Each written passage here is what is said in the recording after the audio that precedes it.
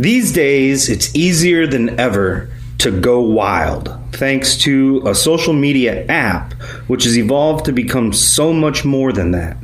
If you haven't heard of the Go Wild platform, and you're an outdoorsman, you're missing out. Today, you're going to learn all about this exciting new platform. I'm Brandon Butler. I'm Nathan Shags McLeod. And I'm Brad Luttrell, co-founder of Go Wild. If you've always dreamed of finding a special piece of outdoor recreation property in the Midwest, you don't need to look any further than Living the Dream Outdoor Properties. With hundreds of land listings available, Living the Dream Outdoor Properties has that special hunting, fishing, camping, or farming property you're looking for. Living the Dream Outdoor Properties isn't just for buyers. If you have a property to sell, Living the Dream makes the process super easy and brings to the table their huge following of prospective buyers. With the land market on fire right now, Living the Dream will bring you the offer your property deserves. When it came time for me to sell Driftwood Acres, there was no question I was going to work with Daryl Heineman and his team at Living the Dream Properties. Their professionalism made the process a breeze, and they brought me multiple offers in the first 2 weeks. After my personal experience with Living the Dream, I can tell all of you with confidence that this is the real estate firm you want to work with for any land deal. For more information or to contact Living the Dream Outdoor Properties, visit livingthedreamland.com. That's livingthedreamland.com. Our friends at Mongo Attachments know conservation doesn't happen by accident. Over the years, they have helped transform thousands of acres of land into valuable habitat for wildlife. With the use of Mongo Attachments, landowners, nonprofit organizations, government agencies, and contractors have restored, improved, maintained, or built from scratch incredible wildlife habitats. Mongo Attachments is an industry leader in attachments for small and mid-sized excavators. They have a wide array of attachments designed to meet your land management needs, including ice and root rippers, land clearing rakes, hydraulic flail mulchers, forestry head mulchers, hydraulic tilt grading buckets, and tree shears. Mongo sets up every attachment for your machine specs so that all you have to do is hook it up and go to work. If you have land that needs work, get the right tools for the job from Mongo Attachments. To learn more about taking land management to the next level, visit mongoattachments.com. That's mongoattachments.com. Turkey season is one of the most exciting times of the year. Nothing fires me up more than a gobble shattering the pre-dawn darkness. This year, I'll be chasing turkeys with a CZ Reaper Magnum. The CZ Reaper Magnum is built to slay turkeys. It's an over-under with 3.5-inch chambers. The shorter 26-inch barrels make it more maneuverable in the woods or a blind. The included Picatinny-style rail makes adding optics simple, and it comes stock with QD swivels in the front and back for adding a sling. Like all the firearms from CZ USA, which now includes the entire Colt line, the Reaper not only functions properly, it looks great doing so. The polymer stocks are completely clad in camouflage, upping my turkey slaying stealth game even more. For more information about the CZ Reaper Magnum and all the fine firearms from CZ USA, visit CZUSA.com. That's CZUSA.com. Chances are you know how important hunting is to conservation, and you likely recognize the incredible hunting heritage we have in America. What you may not consider, though, is how important hunting is to our economy. That's why we are proud to partner with Hunting Works for Missouri to promote the strong economic partnership between the hunting and shooting communities and the economy of Missouri. Hunting Works for Missouri sheds light on the economic impact hunting has on our economy. Since its inception in 2012, I've proudly served as a co-chair of Hunting Works for Missouri. Our membership consists of businesses representing a cross-section of the Missouri economy. These include sporting goods retailers, restaurants, hotels and resorts, gas stations and convenience stores, and of course, all the taxpayers of the state, hunters and non-hunters alike, who benefit from the license fees, taxes, and jobs the hunting and shooting industries provide. To learn more about Hunting Works for Missouri, which is a program of the National Shooting Sports Foundation, visit huntingworksformo.com. That's huntingworksformo.com.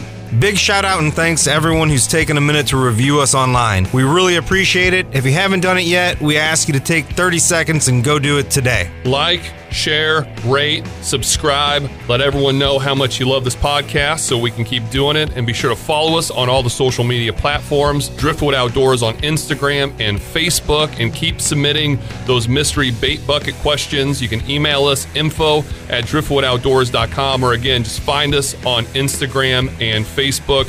Hope you enjoy this new podcast.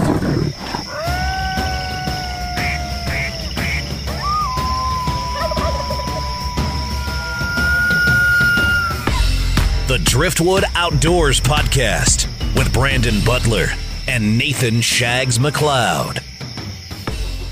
Brad, I'm glad we finally got you on this podcast, even though we got to do it in this awkward Zoom format that is now the new norm. If we're gonna do one remote, though, we might as well do it with the smartest technology guy we know. I don't know about all that, man. Sometimes I struggle with these things too, but I do agree that like at this point, I think everybody's pretty used to dialing in on a Zoom. Like anybody can make this happen at this point. Well, I think this is going to be podcast number 80 for us, and it's the first one that we have not done in person. But yeah, we've wanted to get you on for so long, man. You've got so much going on. It's such a cool platform.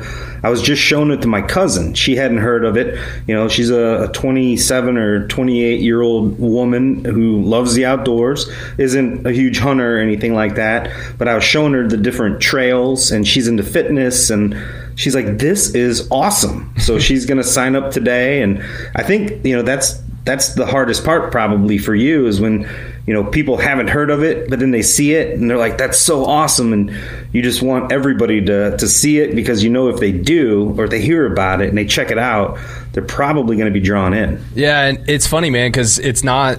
People are like, oh, it's like Facebook for the outdoors. And I'm like, no, it's not. You know, it's like, it is social media, but social media is not always the same, right? Like, there's so many different types of platforms. Like, is TikTok the same as Facebook? Is Reddit the same as Facebook? No, they're very different. I think anybody that's used them would say that. Our platform, you know, doesn't lean on you having to have friends. The coolest part of this is that you can just dive into deer hunting or, you know, fitness or whatever the trail is. There's like 60 some of them, different hobbies or categories that we curate, and you can find people that are also interested in those things, and even near you. So like if I'm into bass fishing, I can find other people who are in my area that also bass fish, and it's just, to me, you know, I don't have a Facebook account, but to me that's so much cooler than like getting an update from somebody I went to high school with and seeing that they're now who they're voting for and all the garbage that goes on these other platforms. You know, it's like I would rather just stay in my little vacuum here and kind of talk about like how to get better at deer hunting or fishing or whatever it is. Yeah, it's once you learn about Go Wild and check it out, I think you're going to really appreciate this platform. Now, I know Shags will appreciate it if I quit screwing up the format of our podcast and let them get to our stories that we always begin with. Well, we were talking about it being Zoom and, you know, the new era that we live in, but we're actually getting back to some normalcy, because Yosemite National Park is going back to nature finally, that visitors to California's largest national park will no longer need to secure reservations to drive through the preserve. Which, being out here in the Midwest, I wasn't even aware that California was making people do this, but it started in June of last year that you had to get a day-use reservation, and they were selling out within seconds during the summer. I can only imagine, but now it started on March 1st that reservations are no longer required to explore the sites like the Glacier Point and the Tunnel View, and they're saying that they are working to increase access to the park in a phased approach. Man, that's crazy. You know, we've heard so much about California. We did the podcast with Chef Adam Horton. Cost him, you know, really what he had going on in life out there at that restaurant, and Joe Rogan pulling out and moving to Texas. You just got to ask now, like, was it a big mistake that they took it so far? It doesn't seem like California did any better through this pandemic than the rest of the country. So shutting people off from nature, I certainly don't understand that. I don't either, man. And if you've ever been to Yosemite, you know that there's plenty of room for social distancing there. The idea that they're going to limit it that much to where, you know, per car you can only get so many people in there. It's one of the biggest national parks we have. Like, what is going on there? Yeah, California paid a deep price for what they did. And, I love California. People knock it all the time. I think you can also divide it into a couple distinct regions. Northern California, up there close to Oregon, where Shags hails from, that, to me is one of the most naturally beautiful parts of the country. And even down in L.A. and Hollywood and all, I enjoy getting down there. The politics and stuff, of course, that's a whole nother conversation, but they just kind of went off their rocker out there during this whole deal, and like we said, it cost them dearly. I'm pretty happy with how we handled it in Missouri and seem to be getting through it here towards the end.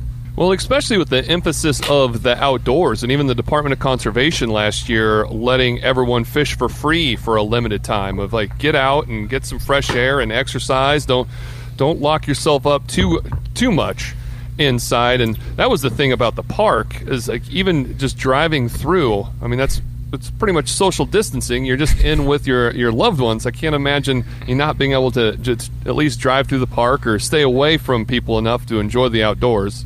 How did Kentucky handle it, Brad?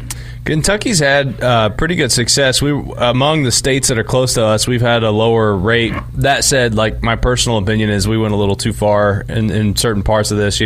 Shut down our hospitals really quick in March and April, and a lot of the hospitals lost a ton of revenue, had to lay off healthcare workers, and then knowing that what was coming, that doesn't make any sense. But we had hundreds and hundreds and hundreds of healthcare workers laid off early.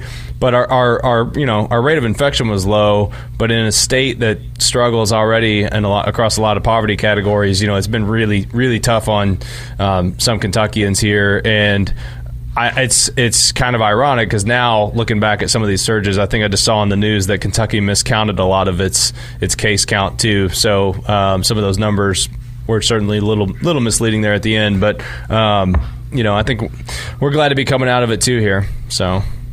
Well, it's nice to know that we're trying to get back to some type of normalcy, and with that, one thing you can always count on, especially in Missouri and in the Ozark, are crazy couples, and that's where this next story comes from. A Texas county woman hit her fiancé with a battle axe over not making chicken for dinner. That was the actual headline from OzarkFirst.com. The victim brought home sausage dogs for supper that night and told his fiancé that he'd let her know when dinner was ready, and she went to the back room, grabbed a battle axe, and came out and whacked him in the arm because she wanted chicken for dinner. Now, he does plan to press charges and get a restraining order against him, and she's facing one charge of domestic assault. But the part that really shocked me the most are, do people just have battle axes laying around their house now? Around here, that would be a Louisville Slugger. Like, I do have every area you're at in our office, there's a Louisville Slugger close by just in case you need it. So I wonder if you hit them hard enough, you could leave the logo on the body part you struck. That's always the goal. And we've been watching Vikings a lot, so I automatically thought of just, I guess if you come home after a raid and pillaging the neighborhood, you're a little exhausted. And if you expect chicken and you get some type of sausage dog instead, I could see how one could throw a battle axe down a trailer's hallway. Man, the guy would have probably got shot if she wanted a steak that night. And finally, going back a little bit, talking about normalcy, I saw that Aaron Lewis, former lead singer of Stained, but now everyone is talking about him being a country star. All the country stations around Missouri are talking about country star Aaron Lewis is coming to the Ozark Amphitheater Saturday, May 22nd. And right before we did this podcast, I saw that the St. Louis Cardinals also issued a statement that they're letting fans back into Busch Stadium this season. So not only talking about, California, who had some of the stricter rules, bringing some of them back, but here in the Midwest and in Missouri, leading into this year, it looks like we could see some normalcy. Concerts again, sporting events. I'm just kind of curious, is there something everyone would be looking forward to the most? I'd like to go see that Aaron Lewis concert. A few years ago at the SHOT Show, I'd actually met him and hung out, in a bar in Vegas, and I was really surprised when I ran into him the next time and he actually remembered me. We talked for 30, 40 minutes sitting there drinking a whiskey and talking about our kids and hunting, and he was just really a cool guy in my experience. And then I did get to go see him at the Blue Note in Columbia in a real small environment.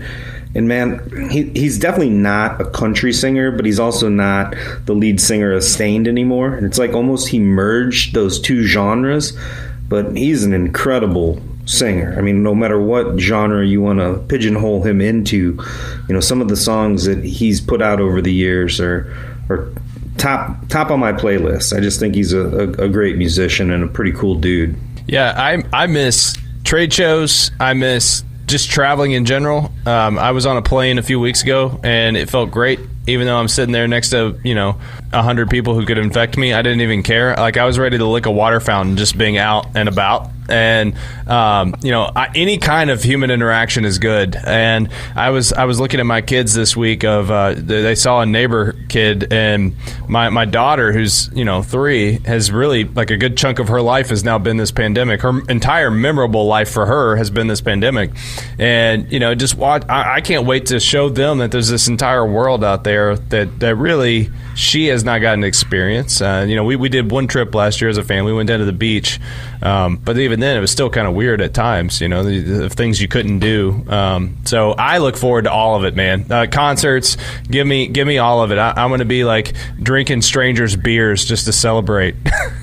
I got on a plane last week down to New Orleans, and it was a Southwest flight out of St. Louis. I did have a connector, but either way, out of 4 flights, 2 of them were completely full. Like, middle seats sold. I mean, we're back to, the misery of it being full. I wish I'd have taken part in the transition where I could have got like a whole row of seats to myself. But in the airports that I was in this past week, other than everybody being masked up, you wouldn't have known that there was anything going on. Well, there's still so few flights is the thing. They're packing them full because there's not as many options. So, I mean, they're not messing around on getting those planes as cram-packed as they can, which I think is hilarious because you have to socially distance up until the point where you're literally got a stranger touching you. Yeah, back when the cabin still existed, we would sit out there during the pandemic and look up in the night sky and try to spot a jet. Yeah. See if we could find one. And it was almost impossible. But when I was out on the Gulf this past weekend, looking up in the sky, it was incredibly crowded up there again. They were just all over. I must have been in some kind of a flyway there along the Gulf Shore, but that was really pretty interesting to me that the jet traffic is back up to pretty substantial. I am with you, Brad, though. I do enjoy the hypocrisy of if you stand too close to someone trying to get a McDonald's burger, they will just give you the look of death, and then you see that same person and you're touching elbows on the plane with them. Right. I actually talked to somebody about this, though, and they talked about the ventilation systems on planes being so superior to the ventilation systems anywhere else that's one of the reasons they feel that this can happen right now. So I don't know what the truth is to that, but that was just what I was explained. I'll never believe anybody ever again after 2020, just about anything. I'm very distrustful now. But I did read early in the pandemic that the airline workers were getting COVID at a less frequent rate than the rest of the country. And part of it was what you were talking about, Brandon, that between the social distancing and the fact that the air is just like force fed through those HEPA filters, and it doesn't actually circulate in the way that a normal house or apartment might. It's a totally different environment. Well, now that the world is somewhat coming back together and people are going to start traveling again and getting more outdoors, I think this is a good opportunity to transition into talking about Go Wild. And, Brad, maybe you can kind of just start at the beginning and how this idea came to be, how the team was formed, and how you guys launched the dream. Yeah, man. Happy to talk through that a little bit. And it's funny because I meet people and they'll say things like, man, it must have been so easy to start a hunting company with all your hunting industry contacts, or, they'll think that I was some big time hunter. And it's like neither one of those things were at all true. Yeah, I didn't come from the hunting industry. I didn't work in the hunting industry at all. I didn't even know the hunting industry was a thing. Like, I'd never thought about it that way. I just liked to hunt. And I was very much a mediocre hunter, which was part of what created the initiative. And in fact, I think, it's funny because sometimes people think I probably hunt like all over the world when they hear that we have this tech platform dedicated to hunting. And there were people like that founded these things, but they built platforms for people like that. And I think that was one of their biggest mistakes, was building for these world travelers and people that are, getting to hunt in Africa and, doing even through domestically all the different types of hunts we can do here. That's just not most people's experience with hunting. And a lot of the initiative to create Go Wild came from so much of what a lot of everyday people are dealing with, of just like, I want to get better at shooting stuff in my backyard. It's like, I want to get better at whitetail. And that was really the process I was going through. I grew up in Appalachia hunting with my dad a little bit, mostly fishing and off-roading though. Got outside. Like, I grew up and like part of my nightly routine in the summer was having ticks picked out of my hair, right? Like, it was just like we lived outside. And through college, I kind of got out of the outdoors a little bit and did what you do in college, make bad decisions.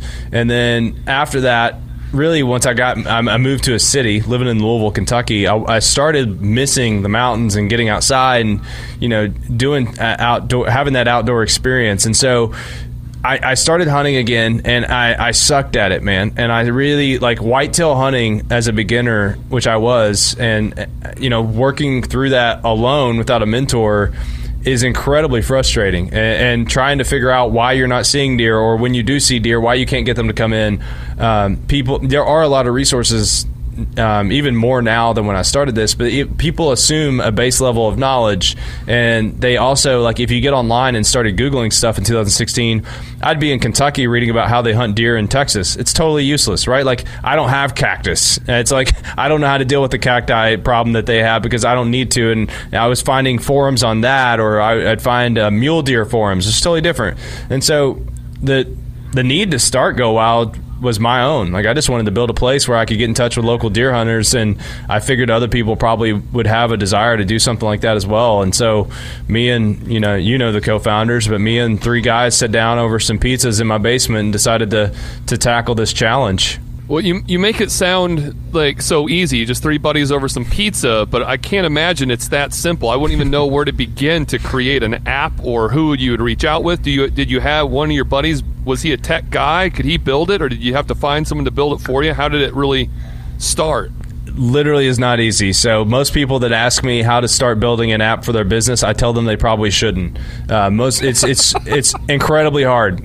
Doing this at scale and having, tens of thousands of people, hundreds of thousands of people come through your product is just something that most people are not prepared for, and we weren't prepared for it in a lot of ways. It's, the first, we started this in 2016. We launched a beta version, which just means a test version of it, in 2017 that fall on iPhone only, and I think we crashed the entire thing in like 20 days. Like, the whole thing shut down. We had to relaunch it and try again, and it wasn't easy at all, but I did have a really good, talented group of guys that, I was working in advertising, so was one of my co-founders. Another one was a really talented developer. He had built apps for Coca-Cola, and one of those was with the Olympics. So, and Zach is a data scientist who's just a genius.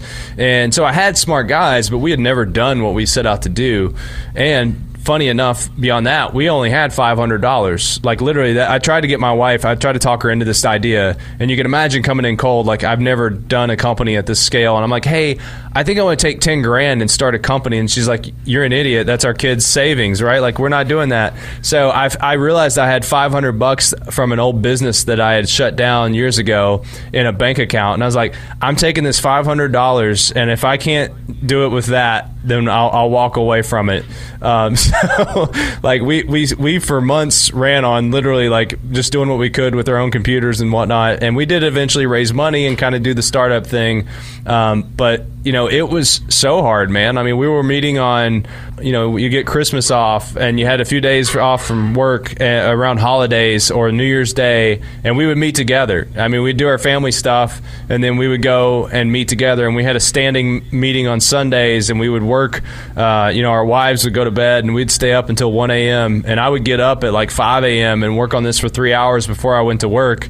It's actually the hardest thing I've ever done. But yeah, like, it started with $500 and a pizza and my dog and some beers. But it's definitely been the challenge of a lifetime, because it's not like there's a roadmap for how to do it, right? You can read all the startup books in the world, and I've yet to read one that really paints a picture of anything other than what they did. It's totally different than what we've done. I think putting together the team correctly is the key component of any business. You know, we recently had the podcast with Larry Potterfield that talked in depth about leadership and management. And, you know, my experience in coming out of my most recent degree program was there are some people out there that are absolutely experts in areas that I am an absolute idiot.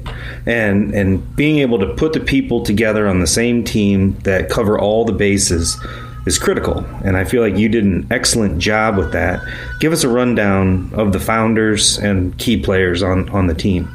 Yeah, well, they're all key players now. I mean, that's like we still operate super lean. So Chris, Donovan, and Zach were my co-founders. Donovan's a world-class designer and branding and user experience guy. So all user experience designer is someone that thinks through. It's not just someone that's a graphic designer. It's someone that thinks through every single aspect of a product. You know, when you're in your email, someone has spent a lot of time thinking about where that compose button should be and where your inbox buttons are, and you think of ordering a pizza online. At some point, a user experience person decided where to put the button to add more toppings for cheese. Like anything you touch digitally, someone like Donovan has lost sleep over where these little buttons and what they should look like, and that's he's amazing. He's the best I've ever met.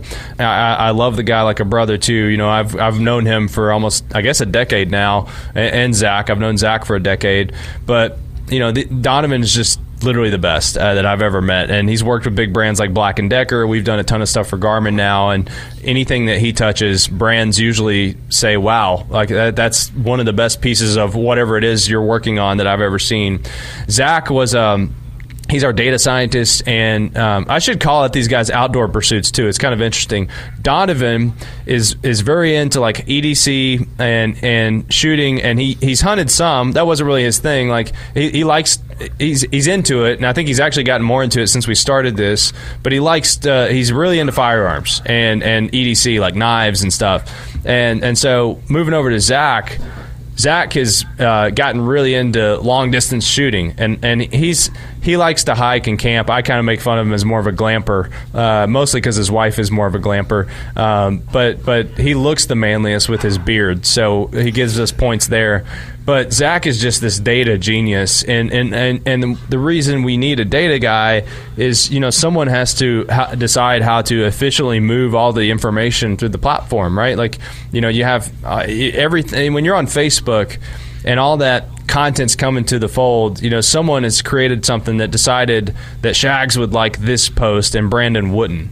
And so, because otherwise you have so much content coming through, you never see the best stuff. Someone has to decide how the cream rises to the top. And it's a very tricky job, and it's a job that in the wrong hands, like you can have, like Facebook has been in the news for manipulating data in a lot of ways. So I wanted to find someone I could trust to build our company and to build something that we could be proud of. And I think Zach's done a tremendous job out of that. And fun fact about Zach, I love this. So he's into long distance shooting, but he always told me for years he said, and my grandfather was this really renowned beagle breeder, and I always thought, like, okay, like that's cool, but I didn't know what that meant.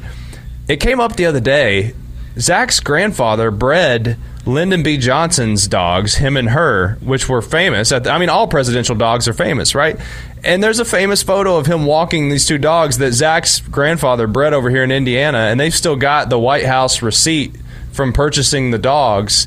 And so I thought that was a really cool part of his heritage. And it's kind of funny that it took like 4 years for me to find out. You know, we're into 4 years into this hunting journey, and he finally told somebody randomly the other day in a client meeting or something.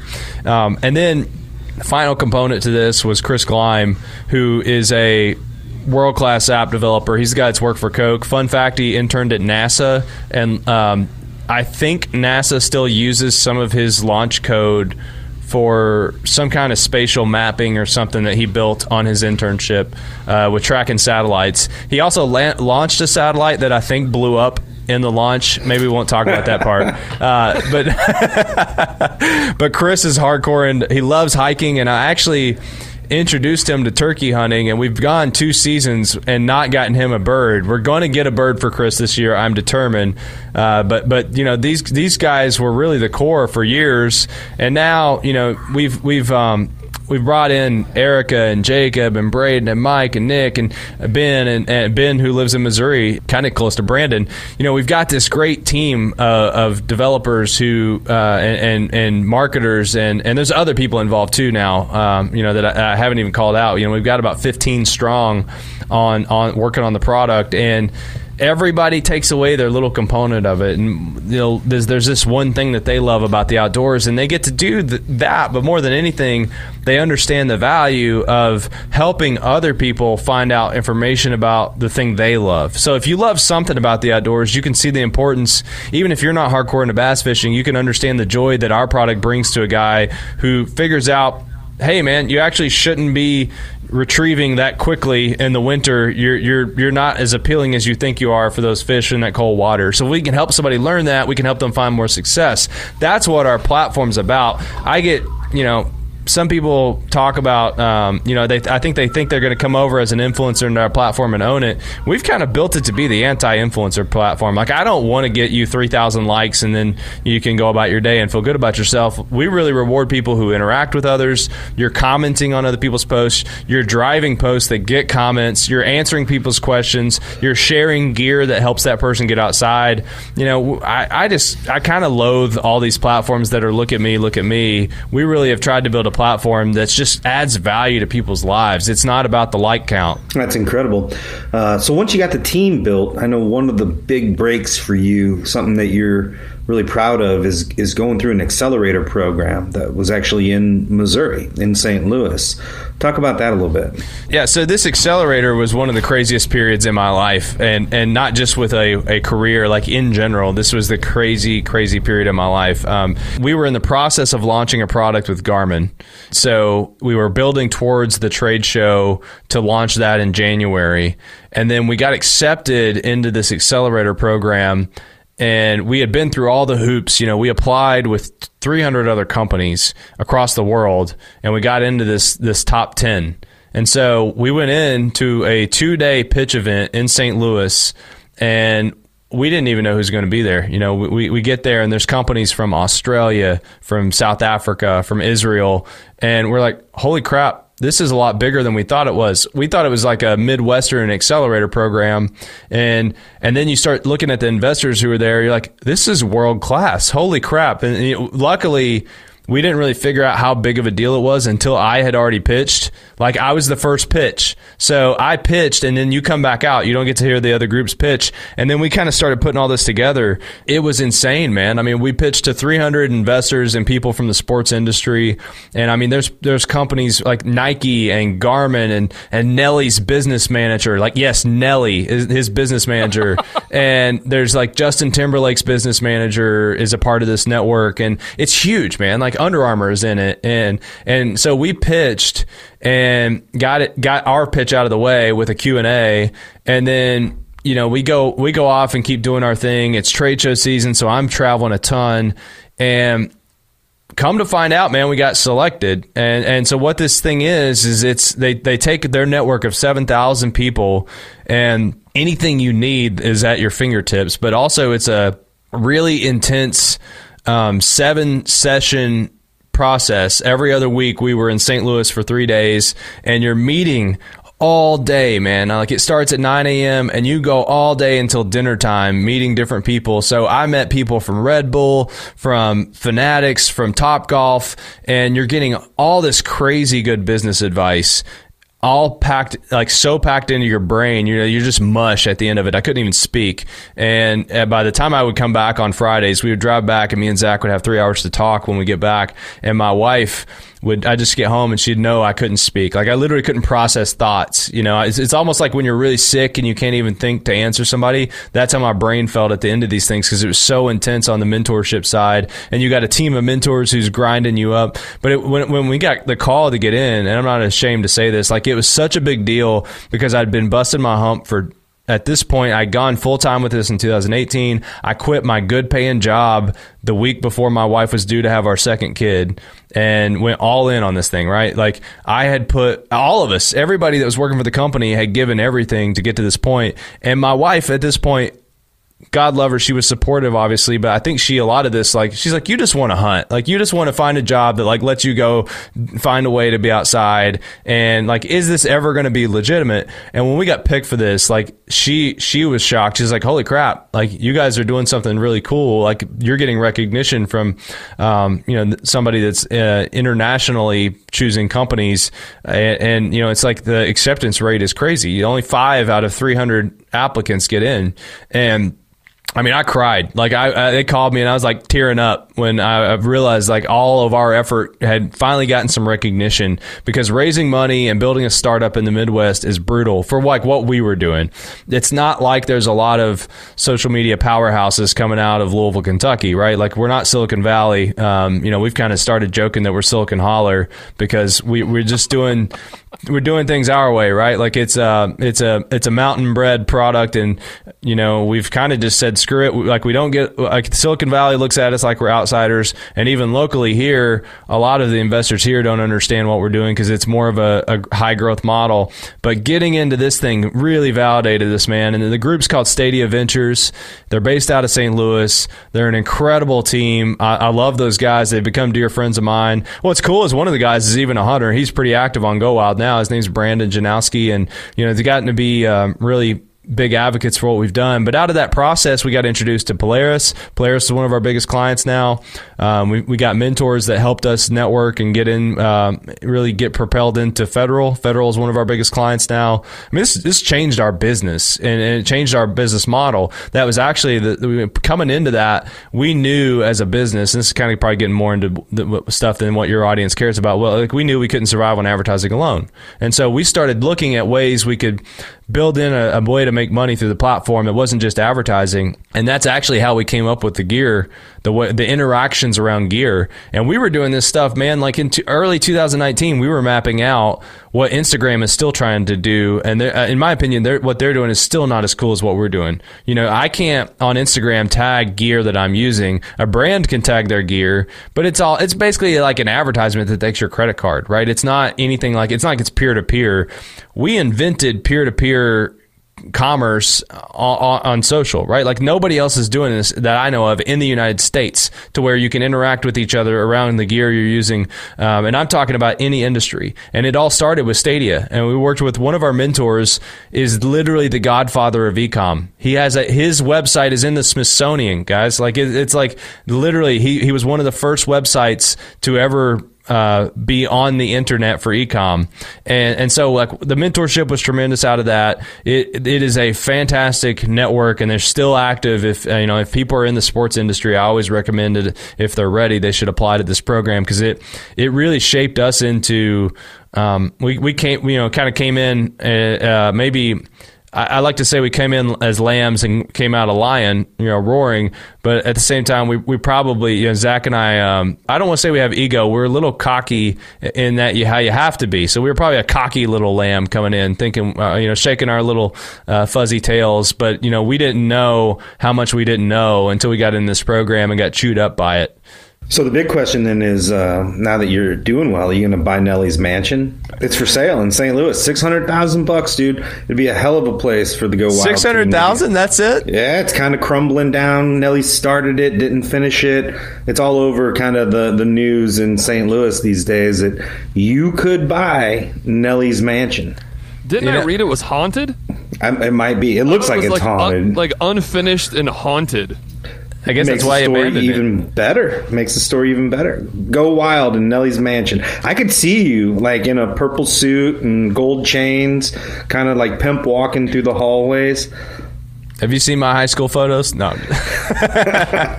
But in a haunted mansion, they'd come out with like the new Black Sabbath album or something. They'd go straight metal. Yeah, man, I like it.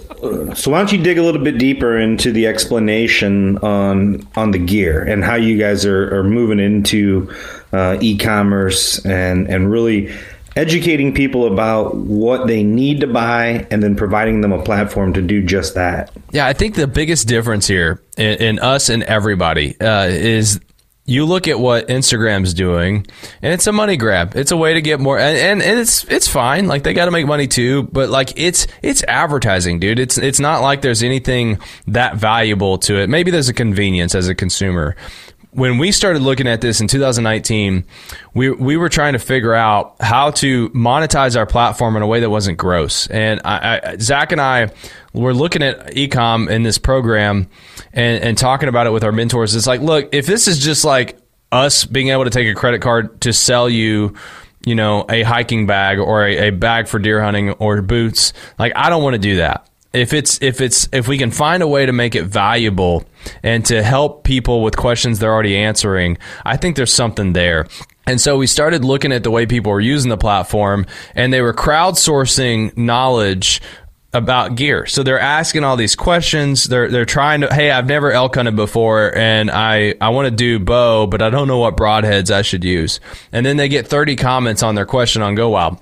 We said, well, wouldn't it be cool if instead of having people go out and link to the broadheads they're using from Bass Pro and all this stuff, what if they could just interact with that gear in the platform? You never have to leave the platform. And so we started working on a way that we could pull those in, and we launched this with an affiliate marketing program. And so we launched it with Bass Pro and Cabela's only, opened us up to about 70,000 products that people could interact with. And within 6 weeks, it was the most popular feature we had ever launched in the platform immediately. Like, it was instant success, and it was so good. We actually looked at that and looked at a couple other things we were doing, like in-app. We had an activity tracking platform, or like you could track your hikes and your hunts and your fishing trips in the app. And it was really cool, but nobody was using it. Like, nobody wanted to. They were all afraid that we were going to share where they did their activities, which we didn't. But, like, it was a good lesson for us. So we actually sunset that product and went all in on gear, man. And what was funny is we had all these visions and all this cool stuff we wanted to do. And then when COVID hit, it really accelerated our need to get off of the advertising teat, if you will. Like, we had to get more diversified in our revenue stream, because the outdoors boomed so good last year that if you were only monetizing through advertising, companies didn't need to advertise, dudes. Like, you think anybody had any problem moving products for the outdoors last year when we added 1.5 million hunters, 13 million new anglers, 8.4 million new gun owners? Nobody needed advertising. So it's like, oh my God, we got to do something, right? So we went all in, and we actually launched, we now sell gear directly too. And so we got this live in the platform, and it's actually been a huge success so far. You're seeing great traction on this. And the goal with our system now, from the consumer side, the shopper, the member, whatever you want to call them, if you're looking for gear, our platform has the largest collection of outdoor gear anywhere, because we're looking at Bass Pro, Cabela's, backcountry.com, Bob Ward's, all these different retailers, and you can find all that gear on our platform. And if we sell it, we'll tell you. If we don't, we're going to point you to someone who has it, right? So I've had a lot of people asking me, like, where to find outdoor stuff, because they think I've got some kind of secret for working in the industry, and I'll just search for it on our platform, and I could find the retailer who's selling that product. It's actually a really cool way to be able to shop multiple stores at once. It's kind of like the kayak.com of shopping, right? And then we've moved into carrying products like Garmin and Rocky Boots and Vortex Optics. We're about to add Tacticam. We've got about 10,000 products we sell directly. And over time, we'll be adding in some fun rewards and bonuses, or like kind of like the airline model. Like, the more you come back to it, you get some discounts and gift cards and whatnot unlocked. But we've really moved into where, we want to make it easy, so easy that I see that Brandon posted with this turkey call. I'm going to buy that turkey call right there with a one swipe, and it'll be at my house in 2 days. That's the goal. That's what we're trying to get to. So I feel like we're getting a lot of information about your guys' Go Wild app, and if someone were just listening for the first time, it can be a bit overwhelming. What's like your elevator sales pitch of, this is why you come to us, this is what you get, this is why you won't ever want to leave?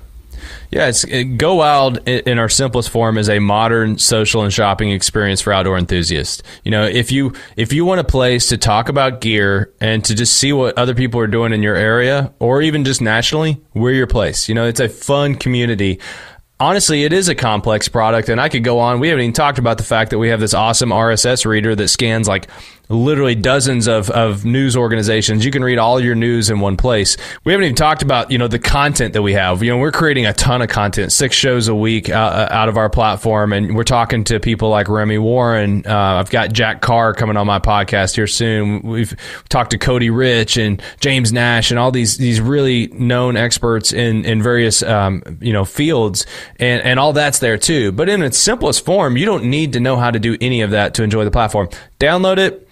Get into it, just start seeing content, and I guarantee you find value. And what's cool is I've had this experience multiple times.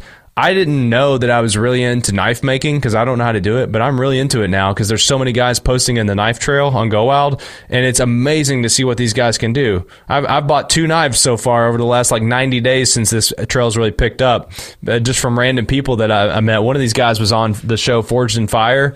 And I was like, that's cool. We got a guy that was on TV on our platform using it and loving it. And so I bought some knives off him. And now there's another guy that's in there from Canada, and his stuff is awesome. So I'm about to drop another $300 on knives. But you get in there and there's beekeeping. It's like, holy crap, I love beekeeping and I don't know how to do it, but I want to learn about it. And there's people who are experts and posting about it. And it's so much more than just hunt fish, but it's really just download it. Start following some trails and interact it, man. It doesn't have to be overwhelming. It is a robust mobile product, though. There's a lot of fun stuff you can explore into, and it's not set up like a Facebook. Some people say, this is occasional feedback you get, and part of running an app is knowing what feedback not to listen to.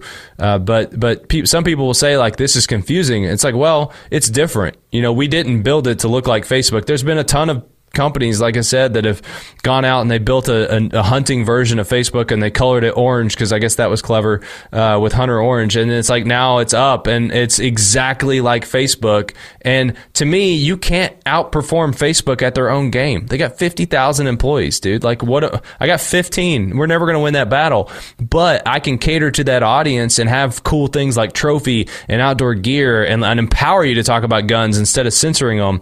And we could play that game better than Facebook all day long, and we do, and that's what people notice about the platform. My favorite thing about it, you touched on a little bit ago, is it's really not about ego. It's about information and education and sharing. It's not about how many likes you get. So if you get on the platform, you don't need to build up your profile to see how many hearts, how many likes, or whatever the hell you can get, because you should actually be on the platform looking for information, like-minded individuals, inspiration. Another thing is there's almost no negativity on there. It's all positive. It's all uplifting. It's supportive. It's a community of people who are enjoying the same sort of things, and being able to dial down in the trails, I think is really one of the special features that you have. So you can weed through all the things that you're not interested in and focus on what you are interested in. Yeah, the negativity thing gets brought up a lot because people say, what did you do to make this platform so supportive? And it's I didn't do anything, man. I can't make people not be dicks. They either are or they're not, right? The platform itself, once you get in there, it's like deer camp. It's like fish camp. You're hanging out with your buddies. You don't have to defend this thing all the time. Once you take that barrier down and you're not having to constantly defend your right to hunt, or you don't have to constantly explain to animal rights activists that no, we pay more for conservation than you do. It's all that's an important fight. But it's exhausting, right? And we spend so much time on that. We never get to talk about how hunting is honestly fun, and we shouldn't be ashamed of the fact that it's fun. Fishing is fun. If Facebook's going after fishing now, there's content being taken down in this space. So it's that whole thing's getting ready to open up too, and you're going to be constantly defending your right to fish, right? Dude, it's just it's so exhausting to fight those battles that there's almost nothing left. And then you see all this infighting. People think that hunters in general just are jerks to each other over things like crossbows versus compounds. I don't think that's actually the case. I think that these platforms just kind of breed that out of us because we don't see it on our platform, and it's not like there's not anybody using it. We've got hundreds of thousands of people on Go Wild, and in general, everybody's cool. And the one thing I really enjoy too, because being the big fisherman that I am, and it is about the experience, but when you get that lunker and you want to show, I really appreciate the trophy aspect of your guys' platform, where you can put in, like, if you caught it on a fly or a spinning gear, pound test, how big the fish was, the measurements, and then it gives you a trophy score that you can display as well. I thought that was a super cool idea. Yeah, and that's one of our most popular features, and it's almost it's like the devil for us, because we have 200 plus species in that thing, which sounds awesome and like a lot, but then people start showing up and they're like, hey man, you don't have the fuzzy dick frog and I need to log my fuzzy dick frog. And you're like, what the hell is a fuzzy dick frog? And you look it up and you're like, yep, there it is. There's not actually, I'm using that as an example because I can't remember one, but like, it's hilarious because people find all these various things that they want to be able to log, and we've never even heard of them. Or people will be like, they'll come up with, you'll find new ways that people hunt and they want it as a part of the trophy. I don't want to call out actually specifically some of the complaints we've had on things that I don't want to call it a member who requested this, but like there's some interesting things that people do that are legal, and like our big debate is like on a weapon, it's like, do you add it for that one person out of literally hundreds of thousands of people that have taken that action and never asked for that thing? And then like, how many fuzzy dick frog requests do you get before you actually add the fuzzy dick frog to the trophy list, right? Like, all these are questions we have to deal with. And so, and the funny thing about that is, in order to have that score, Zach has to do all the data science work on like, how hard is it to kill a fuzzy dick frog? Are they rare? Or what's weapon use? If you use a shotgun versus a blow dart, like which one of those is more difficult? And so people don't realize it, but like, there's approximately 5 hours of work that goes into every trophy that hits our platform. So do the math of like the mass amounts of time that have gone into just to be able to decide on 200 plus species. And I don't really even know what we're up to. It's probably like 230 or so now. But as soon as you get one in, people are like, hey, I actually do this to get that animal. Can you change it for me? Or it's like, I don't call them hogs, I call them pigs. Can you change it? So it's like, it is awesome, but it's also like this never-ending process for us that we're working. I just had a meeting on this last week to try to get caught up on all these requests. Falconry is one. All of a sudden we've exploded with these guys. There's not a ton of them, but they're super passionate, and they're like, dude, I want to be able to log rabbits, but I want my weapon to be falconry. And I'm like, all right, we're going to add that because that's cool, right? Like, that's awesome. I want to be able to have that on our platform. We're going to cater to these guys. But then you do have some stuff that's like such a one-off, like my example here of the fuzzy dick frog, of like, I don't know that we're doing that. I have 9 months for Driftwood Outdoors to find a taxidermist to make me a fuzzy dick frog that I can send Brad and Go Wild for Christmas. So if you're listening, I'm in the market of finding a fuzzy dick frog. I want that, or if I will also settle for an Asquatch. Are you guys familiar with those? Yes, I know exactly what you're talking about. Brandon, do you know what an Asquatch is? I do not know what an Asquatch is. I was just going to let that slide. You haven't seen those? Where they take the ass end of a white-tailed deer and then they put like eyes on it and stuff and make it look like a Sasquatch. I have seen that. I didn't know it was called an Asquatch. Oh, all right, man. So you got it launched. It's going well. You've brought the gear components into it. What's the future look like for Go Wild? Yeah, man, we've been really focused on solving this problem that's happening right now across America. We're in a sad time where we're losing bow shops left and right. We're getting less expertise in some of the big box stores. I walked into I won't call out the store in particular, but I walked into a store maybe 18 months ago, and I needed a new arrow rest. And I said, I'm in the archery section, mind you. And I said, where are your arrow rests? And he said, I don't know what that is. I don't know that we carry those. And I was like, dude, I'm in the archery section of a sporting goods store. Like, I am certain you carry this very basic premise and like also required component of a compound bow. And he's like, I don't think we carry those in store. You'll have to look online. They had a whole aisle of these things. Like, you're not getting the same level of expertise you did in the past, right? And so there's a lot of knowledge that dies with that. And then there's also this knowledge gap of adult adults who want to get into hunting and fishing. And I don't want people to have that frustrating journey I had of trying to get better at whitetail. Like, honestly, if I wasn't so stubborn, I probably would have quit. But I couldn't let it go that I wasn't having success on either public or private land. And I think most people, after like 3 trips of trying something, are probably going to give up. So we're trying really hard to create content that gets people outside and informed. You guys know I have a show called Gearbox Talk, and I am asking the lowest bar of questions to people. And if I have a guest that comes in and they forget the fact, like they'll answer a question, and I'm like, no, you need to explain exactly what that arrow rest is. You know, I don't want to just know which one you use. I want to know why you need an arrow rest. Like, we go that level of entry level. And then sometimes it's like really advanced stuff that we'll talk about. But overall, the show is focused on that beginner to intermediary level person, because I feel really strongly that there are so many great shows out there that are providing great high level tactics. Like, if you want to get really good at bear hunting, you should just listen to Cody Rich's show, The Rich Outdoors, because that guy's got like 500, around probably 600 shows at this point of shows, and half of them are about how to kill a black bear more efficiently, and he's really good at that. I can't compete with Cody, and I actually think that there's enough guys that are as good at what Cody does as Cody but we're leaving these newbies kind of in the dust, in the cold, rather. So we're really focused on that with our content. We're creating even written content will be a more bigger component of what we're doing this year. And then so that's like a very labor-intensive process, though, right? I mean, we do 6 shows a month. 4 of those are Gearbox Talks, 2 are Restless Natives.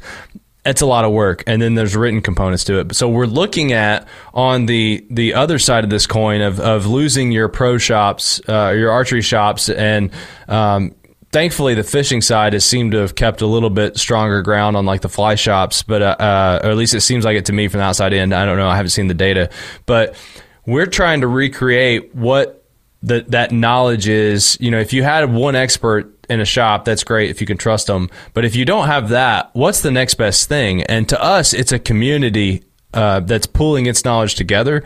So what we've started doing on our platform, if you go to my profile, for example, and you go to that Havalon knife that I have tagged in my profile, you're going to see all the deer that have been skinned with that knife that other people have tagged. You can see the trophies tagged with that. You can see people who are using that product. You can ask them questions. Hey, how do you like that knife? I'm thinking about getting one of those. And so we're bringing the tech industry calls it social commerce. I like to call it community commerce. You know, it's more of shopping with your buddy, going into a gun store with your dad, or, you know, you're getting ready for your big hunting trip with your buddies and getting all the stuff you need for deer camp. We've created this virtual process that's giving you more information. And over the next few weeks, we're going to be rolling out, you know, information on price trends. We're going to be letting you know these boots are typically used for whitetail hunting, or maybe it's elk hunting, you know, and giving you some perspective on what those other people are using that product for. You can see the people that are using this. And this feature is only on the app right now, by the way. We're rolling this out on web here soon. So on your phone, you know, you can kind of scroll around. But that's, to me, that's the thing that hasn't ever been done. There's no place that you can go to and easily find people that you can talk to about the gear. And, you know, I mean, I guess you could hang out in a Cabela's aisle long enough and maybe somebody walks by and they've used those boots. Now you've got one person's opinion.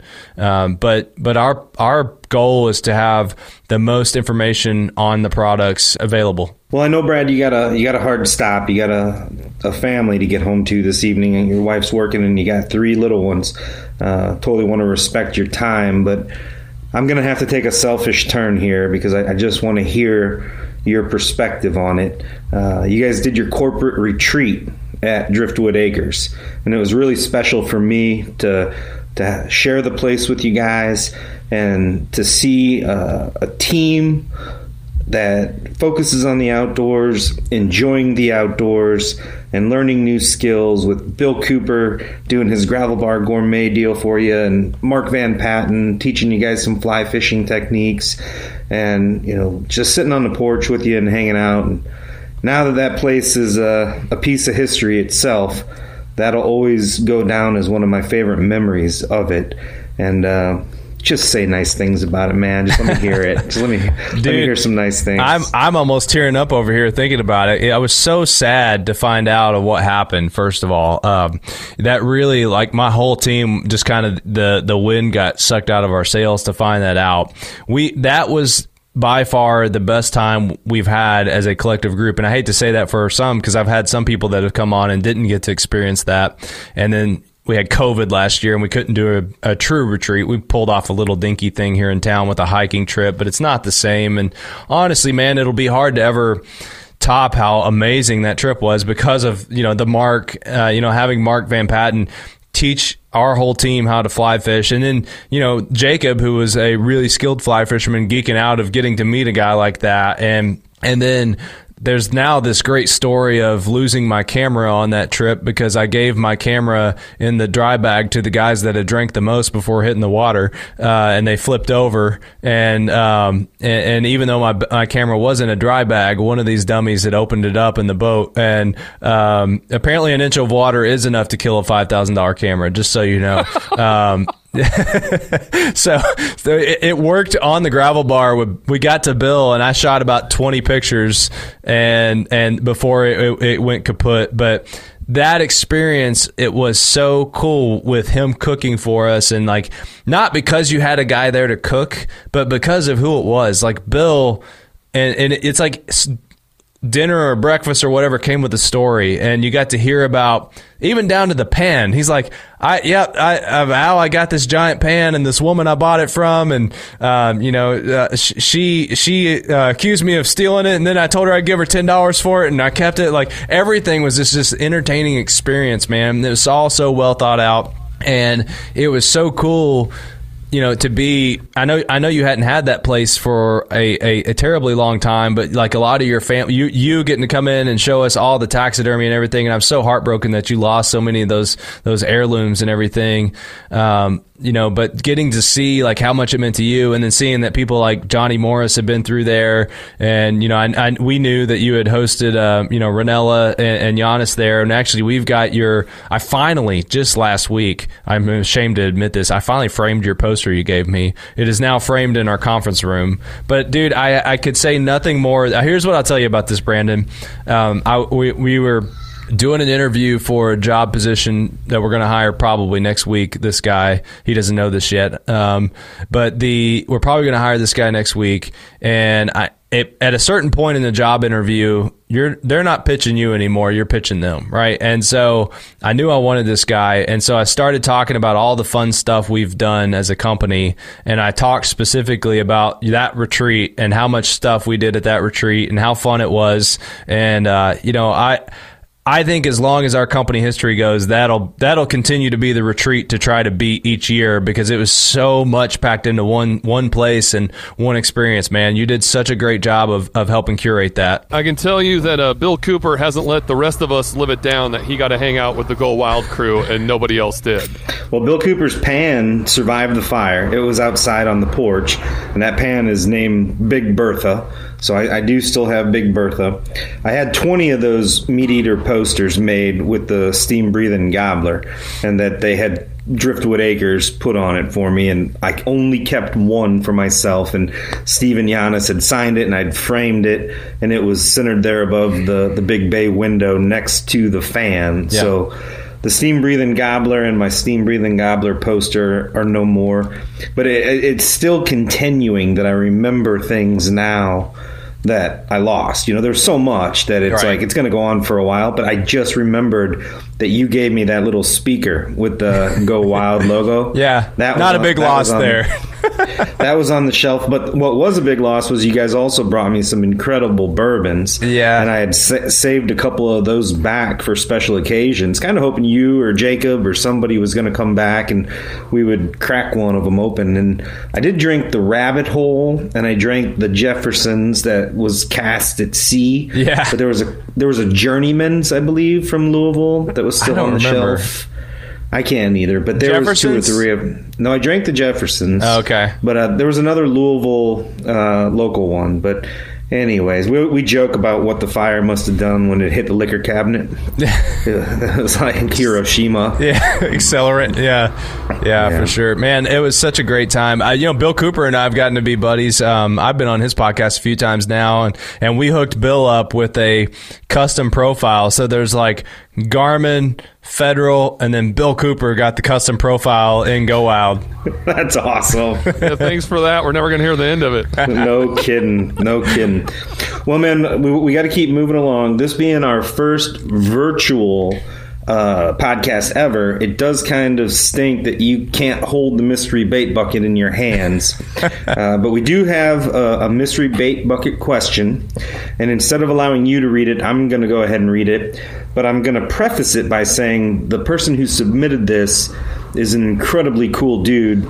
And when he's looking for a new job in the very near future, there's room for him on the Driftwood team. So this comes from Jacob Knight.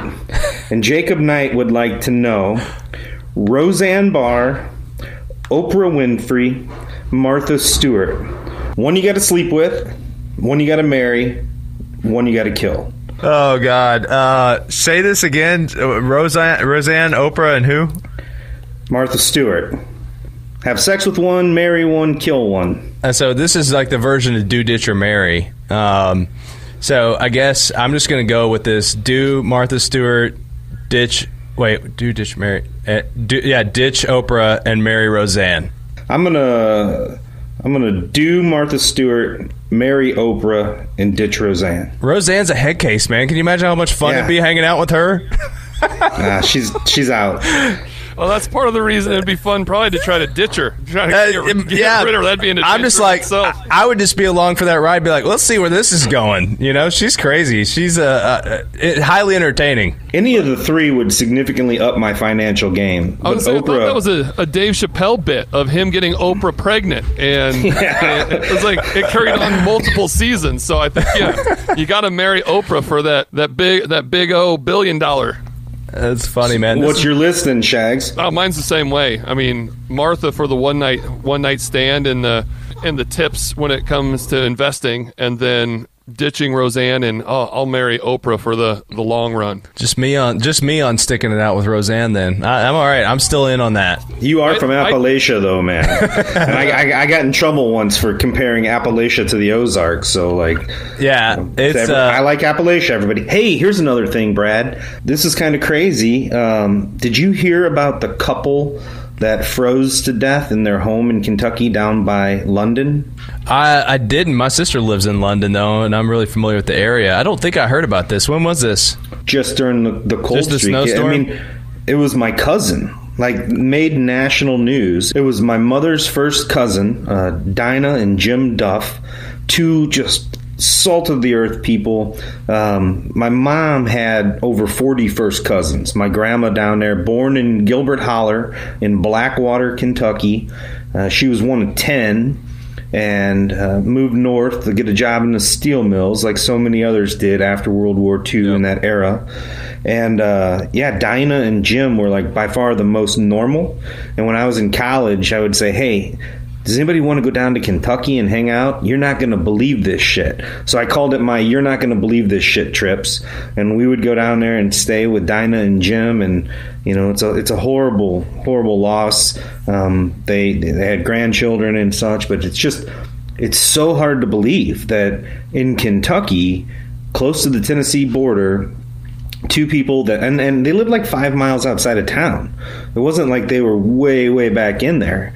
And they found her in the house and him in the yard. And I talked to the sheriff's department, and they did autopsies, and it was hypothermia. So it's just hard to believe. Something just doesn't seem to add up. But I guess it got so bad and so cold. I don't know why they wouldn't have just walked to the neighbors. I mean, they had neighbors not too far down the road. Well, they got hit really hard by ice during all this, so it may have not been possible to walk, and he may have fallen or something. I mean, it was my sister was sending us updates, and the ice was the worst of it, and it did for around here. The cold was pretty intense. It was very unusual temperatures that we were dealing with.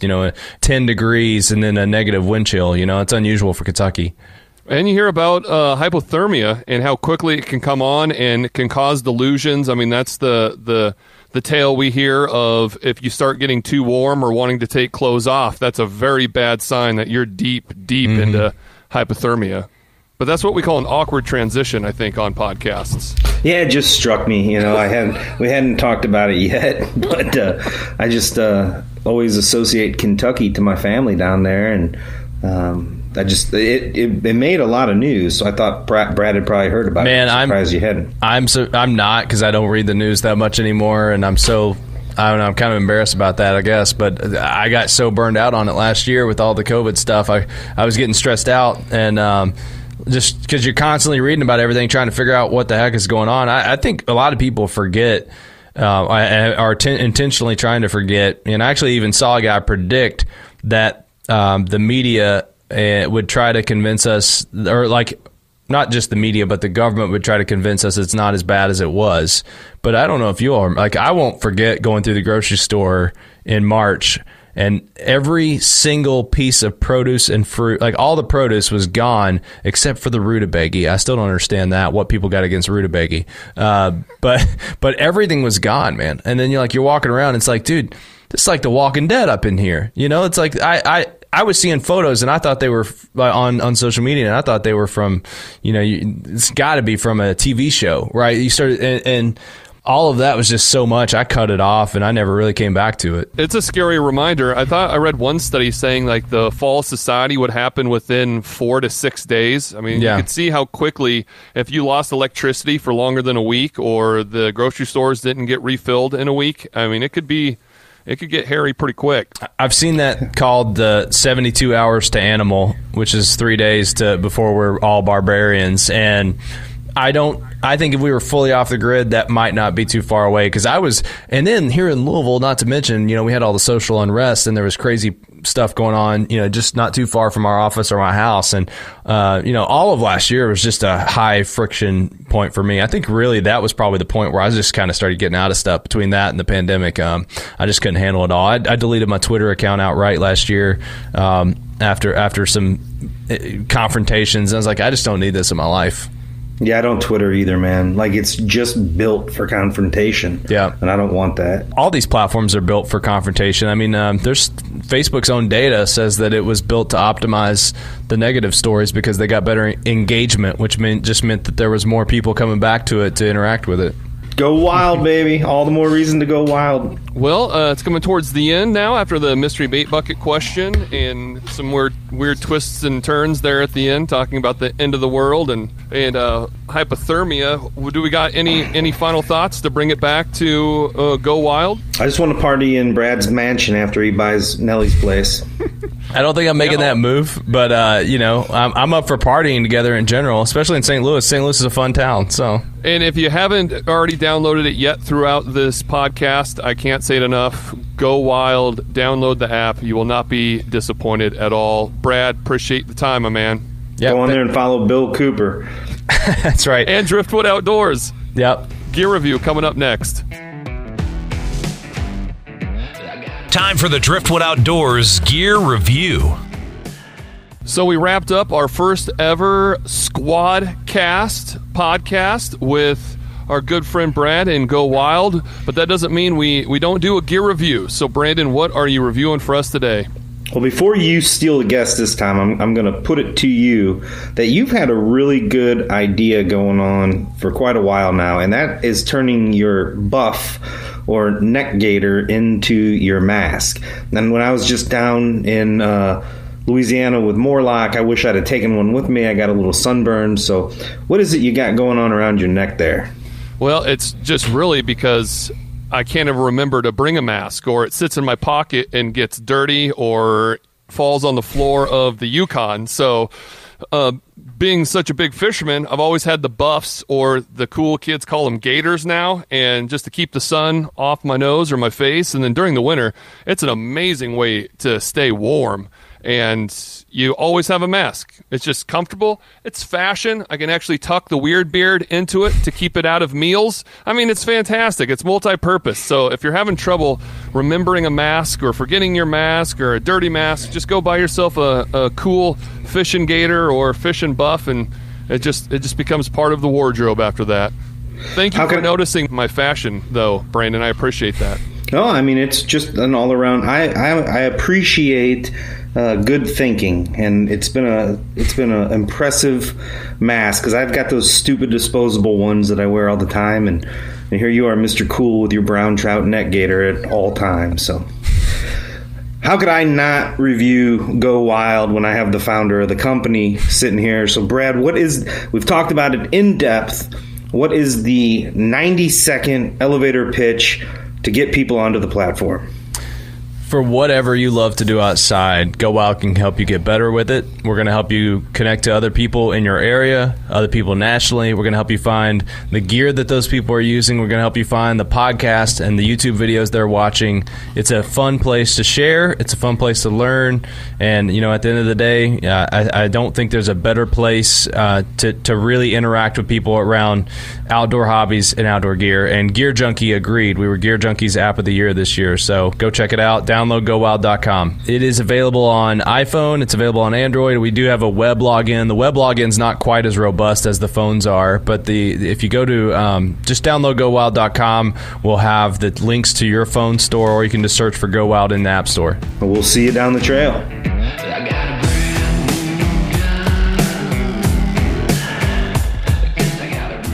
Early mornings, long nights, cold, heat, wind, and so many other factors can stand between a sportsman and the trophy they're pursuing. That's why it's so gratifying when it all comes together.